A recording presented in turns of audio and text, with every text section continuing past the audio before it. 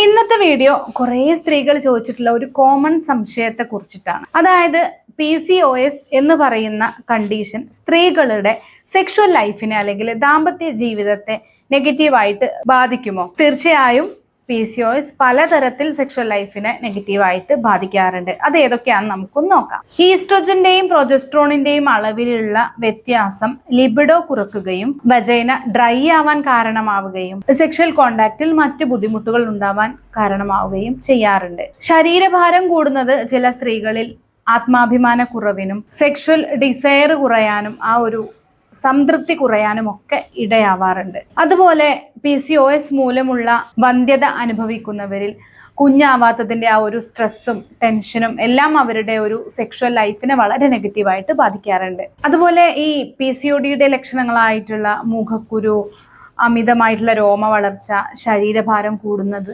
ഇതെല്ലാം ആ സ്ത്രീയിൽ ആത്മാഭിമാന കുറവിനും ശാരീരിക പ്രതിച്ഛായയെയും പ്രതികൂലമായിട്ട് ബാധിക്കുകയും സെക്ഷുവൽ ലൈഫിലുള്ള ആത്മവിശ്വാസത്തെ ഇല്ലാതാക്കുകയും ചെയ്യാറുണ്ട്. അതുപോലെയാണ് PCODയിലുള്ള ഈ വൈകാരികമായിട്ടുള്ള മാറ്റങ്ങൾ, മൂഡ് സ്വിങ്സ് ഒക്കെ പാർട്ട്ണറായിട്ടുള്ള നല്ലൊരു ബന്ധത്തിൽ പലപ്പോഴും വില്ലനായിട്ട് വരാറുണ്ട്. ഇതും അവരുടെ സെക്ഷുവൽ ലൈഫിനെ സുഖകരമല്ലാത്ത രീതിയിൽ അഫക്റ്റ് ചെയ്യുന്ന ഒന്നാണ്. ഇനി ഇങ്ങനൊരു പ്രശ്നം നമ്മളുടെ മുമ്പിലുള്ള സമയത്ത് നമ്മൾ ഇതിനെ എങ്ങനെ കൈകാര്യം ചെയ്യണം എന്നതുകൂടി നമ്മൾ അറിയേണ്ടതായിട്ടുണ്ട്. അതായത് നമ്മുടെ പ്രശ്നങ്ങളും നമ്മളുടെ ആവശ്യങ്ങളും പ്രയാസങ്ങളും ആഗ്രഹങ്ങളും ഒക്കെ നമ്മളുടെ പാർട്ട്ണറായിട്ട് നമുക്ക് തുറന്ന ആശയവിനിമയം ഈ വിഷയത്തിൽ അത്യാവശ്യമാണ്. പിന്നെ പാർട്ട്നേഴ്സിന്റെ ഇടയിൽ തീർക്കാൻ പറ്റാത്ത തരത്തിലുള്ള ബുദ്ധിമുട്ടുകളുണ്ട്. തീർച്ചയായിട്ടും ഒരു മെഡിക്കൽ പ്രൊഫഷണലിന്റെ അല്ലെങ്കിൽ ഒരു തെറാപ്പിസ്റ്റിന്റെ, കൗൺസിലറുടെ ഒക്കെ സഹായം നമുക്ക് തേടാവുന്നതാണ്. പിന്നെ അമിതമായിട്ടുള്ള ഈ സമ്മർദ്ദം നിയന്ത്രിക്കാനായിട്ട് നമുക്ക് നല്ലൊരു ഭക്ഷണ ശീലം നമുക്ക് ഫോളോ ചെയ്യാം. റെഗുലർ ആയിട്ട് വ്യായാമം ചെയ്യാം. മെഡിറ്റേഷൻ,